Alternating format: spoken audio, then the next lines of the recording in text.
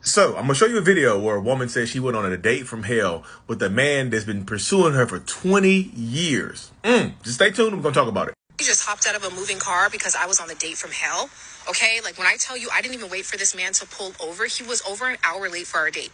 Over an hour late to our date. I should have known then to just cancel this because you're not respecting my time. However, I overlooked it because I'm like, oh my God, I've known this person since high school, and he's communicating with me, letting me know like, hey, I'm going to be, this amount of minutes late. Like, he's calling me, texting me, letting me know what's up because there's traffic. We live here in LA. Shit happens. He's coming off work, whatever. So I was cool with it. I was like, all right, cool. You're being communicative. Like, I'll still continue the date.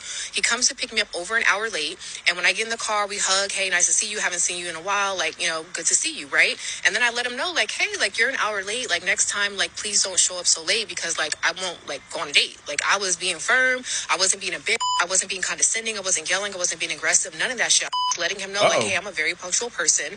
My time is valuable to me. And if you're going to tell me you're going to be here at 6 o'clock, don't show up past 6. Okay, don't show up at especially 7 o'clock an hour later.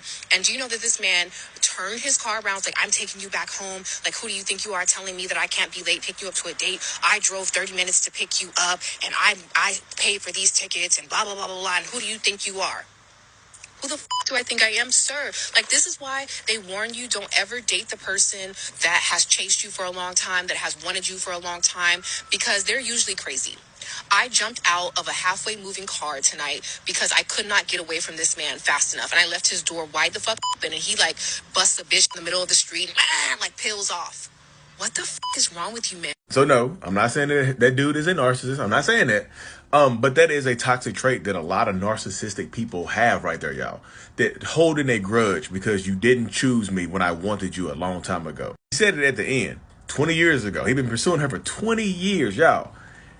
I have a personality disorder. I have narcissistic personality disorder. And if I want you now and I don't get you now, and somehow now later on down the road you want to give me a chance, I'm harboring that childhood high school anger in me.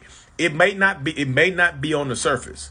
It may not surface right then and there, but it's going to surface sooner or later. Like, sometimes people will make a joke out of it. Like, you remember back in the day, you didn't choose me. That's crazy, right? It's crazy. I laugh, but that's the mindset of a lot of narcissistic people. They hold on to that in their youth and they grow up with it, y'all. Me personally, I have done that before. So when you finally reply to them or you finally decide to give them a chance, they might be super happy up front and outwardly. They might have an external glow of happiness, like the lights hit them like this, but that light goes out as soon as you just hit that switch. As soon as you say something to them that irritates them or something that they feel like is out of the way, like her setting a boundaries. Like, hey, look, you get strike one and strike two and you're out. You can't be late next time. What? I've been beating your doors down for 20 years and this is how you treat me. Roar! And I know the mindset of other people who see this video. They're going like, well, she said it was okay to be late. But she was setting a standard for the future. And that just set him off. It set him off and she jumped out of the car and he decided, work!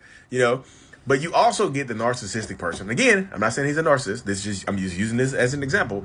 The narcissistic person that feels like if they buy something, they are entitled to you. If they buy you something, if they buy you a plane ticket, they buy you some tickets to the show, they buy you some popcorn, they might expect some cheeks for that popcorn. Hey, I got you this popcorn and these roses and your little perfume, and I expect to hear the pitter-patter of little cheeks getting clapped. I expect to be entitled to your time and access to you because of this right here. So like she said, y'all, I'm not saying that everybody from your past is going to be crazy. I'm pretty sure that there are people out there who've dated people that they ignored for years and they weren't their type originally. Now they gave them a chance and they might live happily ever after. But be very wary because some people do hold grudges. I also know, let me say this in conclusion. I know people are going to hop in the comments or whatever and just be like, you should just feel lucky that somebody even decided to buy you something. Somebody decided to show up anyway. You should let somebody show up late. You could have just missed out on the love of your life because you set a boundary. Y'all,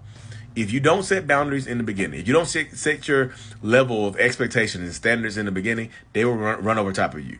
If you allow them to violate your boundaries early on, they will continuously violate them later on. You set a precedence for how you are going to be treated later on.